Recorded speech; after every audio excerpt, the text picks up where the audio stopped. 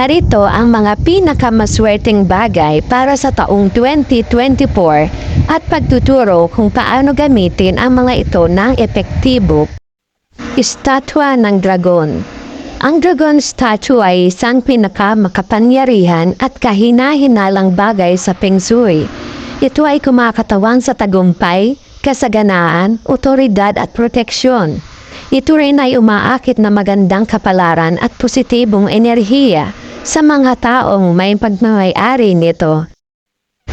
Para makaakit ng magandang kapalaran sa 2024, magpakita ng estatwa ng dragon sa isang kilalang lokasyon sa bahay o trabaho, gaya ng sala, kainan o entrance hall. Mahalaga na iposisyon ang iyong dragon statue sa paraang nakaharap ito sa bintana o pintuan, na nagbibigay daan dito na tanggapin ang positibong chi at maprotektahan laban sa mga negatibong impluensya.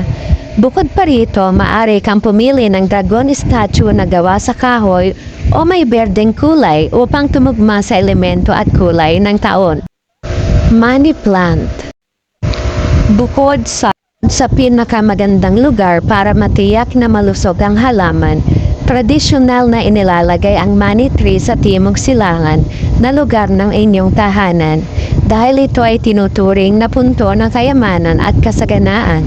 Ang tip na ito ay nagmula sa mga prinsipyo ng Feng Shui na nagmumungkahi na ang sulok na ito ay nagdadala ng swerte at kasaganaan sa iyong tahanan. Berdeng wallet. Ang berde, ito ay kumakatawan sa pagiging positibo, buhay, paglago. Kaya kung naghahanap ka ng paglago kasama ang pagtaas ng daloy ng pera, ito ang tamang piliin. Ang berde ay isang kulay na sumisimbolo sa paglago, papanibago at kasaganaan. Ito ang paniniwalaan na ang pagdala ng berdeng pitaka ay maaaring makaakit ng kayamanan at tagumpay. Para lalong maswerte ang iyong wallet, pininiwalaan na ang paglalagay ng 21 na butil na bigas sa isang pitaka ay nakakaakit ng positibong enerhiya, ngunit pinipigilan din ang hindi kinakailangang paggastos ng pera. Hindi masamang magpalit ng mga butil ng regular upang makaakit ng sariwang enerhiya. Tandaan, ito ay pawang mga gabay lamang.